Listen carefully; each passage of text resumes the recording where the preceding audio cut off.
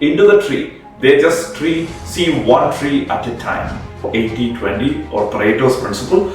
Basically, it means that 20% of your result is coming from 80% of your action. Never regret nothing. In life, don't do anything that harm other people. As long as you don't do anything that harm other people, that you believe that will harm other people, never regret nothing. Alright, let's get started on the top secrets that I learned from billionaires themselves. By the end of this video, you will have an understanding about the time hacks that they do, the efficiency, focus, the protocol that they follow, their thinking patterns, their duality thinking, and so much more. So the one thing that I'm going to share with you about patience, it's very counterintuitive, but that's going to give you so much clarity about the inside world of how billionaires operate. And even if you don't want to be a billionaire, this is going to give you so much insight into how to grow your business to the next level. Let's get started. Number one thing, think big, think small. And this sounds like so strange, right? How could you think big and think small at the same time? Yes, that's how billionaires think about stuff. So when you talk to them, you realize that they have a really big picture about things. This is what I call as the 40,000 feet look into the world. Imagine you're a plane that is going at 40,000 feet, and whatever you look down and see, that is the thing big. They are able to see the big forest. They are able to see the big forest. Why? Because they are so zoomed out of the things. So they are able to see the big picture. And you might have seen people who just see only the tree because they are so focused into the tree. They just see one tree at a time. This is the runway level of look at things.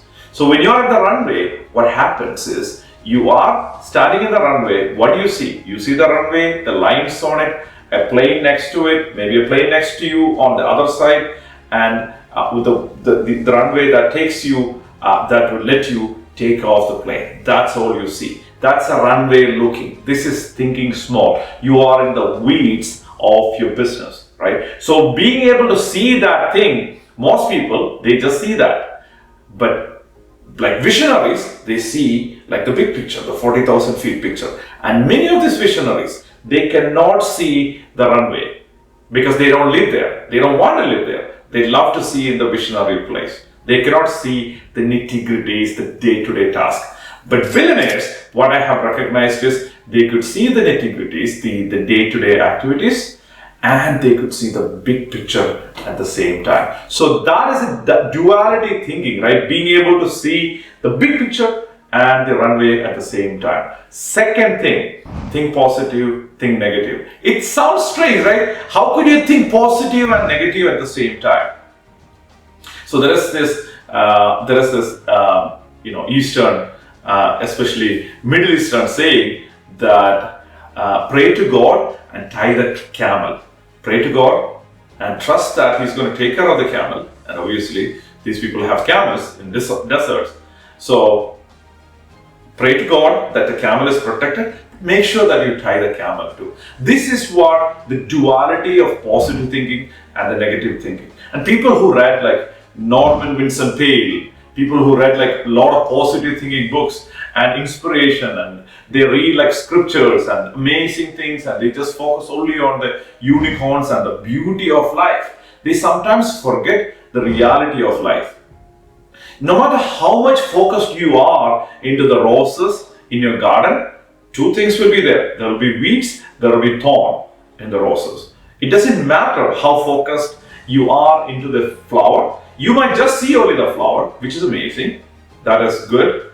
So over optimism, over positivity, that would blind spot us from seeing the weeds in your garden. So we need to be able to see the flower and the weeds at the same time. And billionaires have figured out a way to do this thing. So they will see the flower and appreciate its beauty, but while not being charged by the weeds. When they look at the weeds, they are not like, oh my gosh, oh, what happened here? They don't have that thing. They're deeply in appreciation with the flower. They're deeply in appreciation with the sunset, but they see the clouds too, right? So they are not like focusing on the cloud. That's really, really important. Like there are two categories of people. People who think only positive, people who think only negative. People who are optimistic, people who are pessimistic. People who are positive, they don't look at the negative world. People who are negative, they don't look at the positive world. They don't look at the sunset or the sun rays. They only see the clouds. Oh my gosh, look at these clouds. That's what they focus on. Oh my gosh, look at these weeds. That's what they focus on. That's not what these billionaires do. They look at the flower, they appreciate the flower, they focus on the flower, they give attention to the flower, but they know there are weeds that needs to be taken care of, and they are unemotional about it, and they look at these weeds and they pluck them away unemotionally. They have no doubt about it. There's no confusion about it. They are not like, oh, I'm so unlucky. Why would these weeds be here? Why are all these clouds around the sunset? That's not what they do. They just ignore it after they process it. If they cannot do nothing about it, they just ignore the clouds, but they know the clouds exist around the sunset. So this is a duality thinking, positive thinking and negative thinking at the same time. So this is something that we could learn. Rather than being single dimensional, you could be multi-dimensional. If you're multi-dimensional, what happens is you have the potential to expand your thinking to the next level. So the third thing is, every business that they do, everything that they do, the first thing that they ask is it scalable? Can I make a profit? Right? So they don't get into business because of significance. They don't get into business because somebody said, oh, it's a nice business. They ask the question, is it scalable? What is scalable? Scalable means, does it solve a problem, a small problem, for a massive number of people? So scalable is, does it solve a problem for a massive number of people?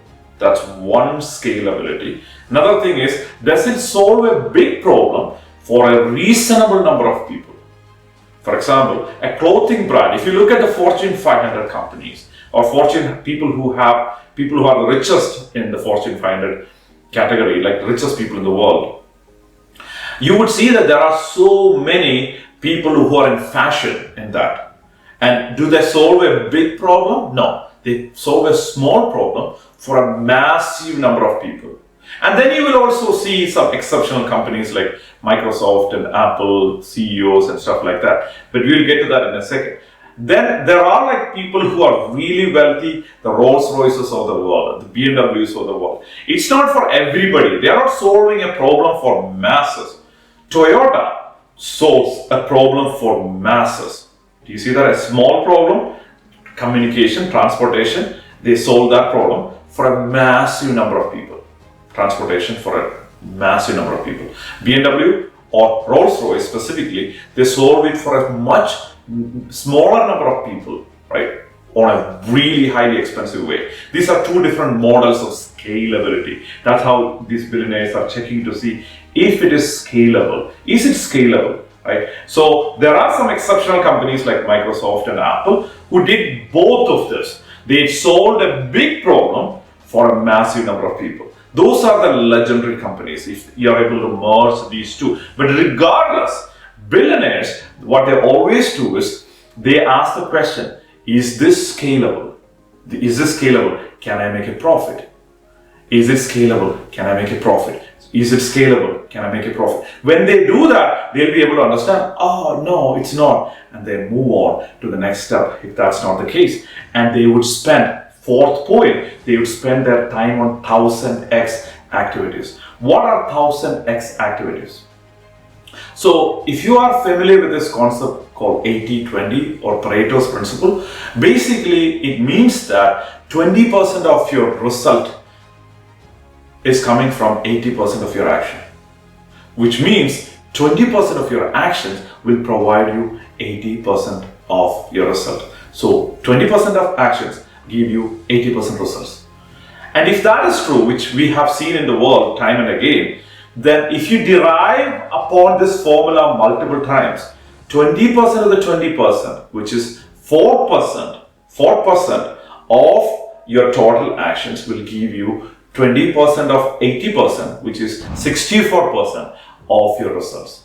And if you do this again, if you apply that formula again, then approximately 0.75, let's round it to 1%. 1% out of 100, one of those actions is going to give you 100 times return. 100 times return.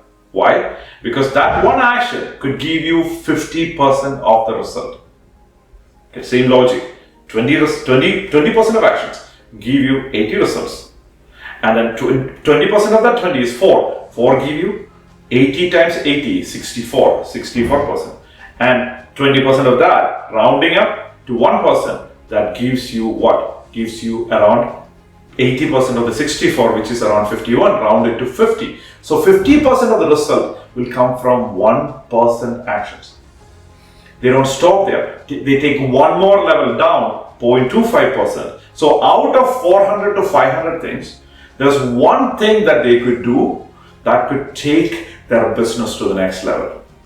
And if you're able to find that out of 500, there is one thing that you could do that you could take your business to the next level. Those are the 500 to 1000x actions, which means if you do one of those things, and most people don't even reach there, right? So, but in their case, they figured out, okay, if you do that thing and that thing and that thing, then I'll be able to create 1000x value from it. That's how they create explosive companies that grow like crazy, and their wealth will explode. They figured out a way to find that sweet spot that will take their money, their wealth, their fulfillment, their business to an explosive new level. That is a 1000x activity. Moving on to the next one. Be patient and impatient at the same time. And listen to the next one that I'm going to tell you. That is the most important that I'm going to share with you in a second. But before that, be patient and impatient at the same time. It's so strange, right? Either you're patient or you're impatient. You cannot be patient and impatient at the same time. Correct? It doesn't work like that. You can either be patient or you could be impatient. That's the only way it works. So how could you be patient and impatient at the same time? Because you're patient with your people. When it comes to people, you're really, really patient.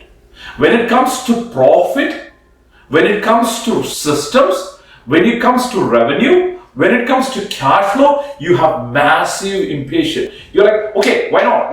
Why can't we grow faster? What else can we do? So you are dynamically patient and impatient at the same time. So if you are able to be dynamically patient and impatient at the same time, that duality is very strange for most people. Like they either go like, I'm so patient. What is the problem if you're supremely patient? Then you're like, let's wait. Eventually it's going to work out. It doesn't work out eventually. Eventually it's not going to work out. So you do embrace impatience when it comes to making things happen, moving things forward, getting things done faster. And when you do that, what happens is your impatience is going to pay off. But not with people. If you're impatient with people, what happens? They will quit and leave. So I couldn't figure this out before. Like 15 years ago, when I was like initially starting my companies, I'm like, I'm always impatient with people. People get frustrated and they have issues. Like they're like, oh, why he's expecting way too much from me? Yes, I was.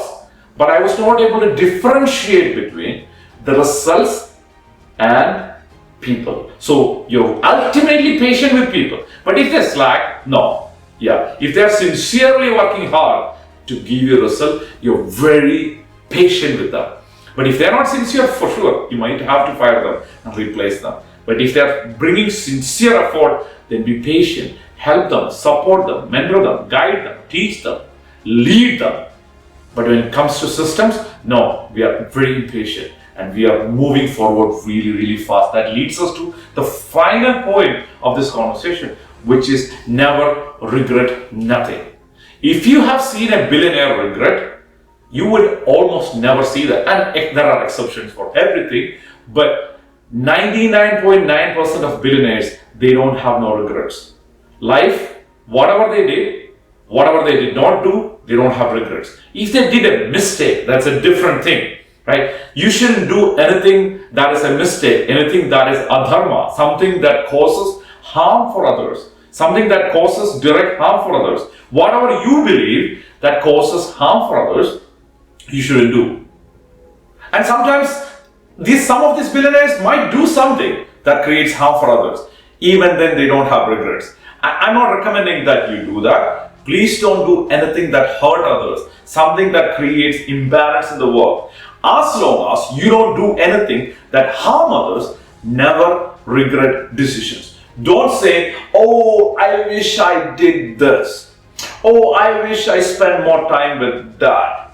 I wish I invested in that. I wish I did this, right? For example, Mark Cuban, one of the billionaires in the US, who owns Dallas Mavericks, he had the opportunity to buy Uber. Early stage, they came to him. He said, it's not going to work out. Taxi companies are not going to let Uber become a company. And he's like, I'm not interested. Others invested. And then he said $5 billion. No regrets. That's it, done. $5 billion lost, it's fine. No regrets. So if you want to utilize the rest of the time that you have in life, regretting is not going to serve you. Regretting is regression. You're wasting your time. You are focusing on what did not happen. There's no time to be wasted. We are running against the clock. Clock is ticking. We have 8,000 to 12,000 days more in our life, depending upon our health and what age we are in, plus or minus. So if that is the case, you don't want to be spending, when I was 18, I could have done that. Screw that. Just do what we can do right now. Life has no regrets. Be patient and impatient, and when it comes to regret, never regret nothing. If you just learn this one thing, this could transform your life. Never regret nothing. In life, don't do anything that harm other people. As long as you don't do anything that harm other people, that you believe that will harm other people, never regret nothing. And if you do that, then you have the potential to grow a business to the next level. And you might not become a billionaire. There are only 3,000 to 4,000 billionaires in this world, and you might not become one of them. But the point is, this will lead you to move in the direction of making money. Because if you embrace these mindsets, embrace these strategies, embrace this way to focus on your business the way billionaires do, your probability of winning in your business, whatever level, you might not, I don't know, who am I to say, but the point is, your probability of moving to wealth will go up significantly. So that being said, grow your business, create massive profit in your business, and create massive cash flow starting today. Talk to you next time.